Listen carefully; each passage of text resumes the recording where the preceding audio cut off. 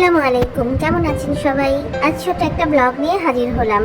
আজ 1 মার্চ, আমার একমাত্র ছেলে আফরিদ আহমেদের শুভ জন্মদিন। আমরা যেহেতু জন্মদিন করি না, তারপরও ছেলেটার একটু খুশির জন্য একটু টুকটাক আয়োজন করা। আমার ছেলেটা খুব ফুটবল পছন্দ করে খেলতে, তাই আমরা ডিসাইড নিয়েছিলাম যে একটা ফুটবলের কেক গিফট দিলে কেমন হয়। তো সারপ্রাইজ কেক গিফটটা পেয়ে সে খুব খুশি হয়েছে।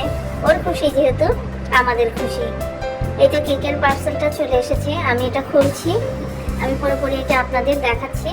কেকটা ভীষণ সুন্দর, দেখে মনে হচ্ছিল একটা ঘাসের উপরে বল সেট করা, এরকম কিছু।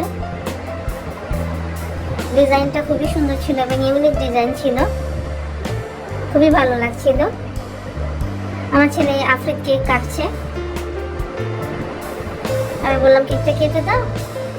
আর বাসায় কিছু টুকটাক নাস্তার আয়োজন করেছিলাম।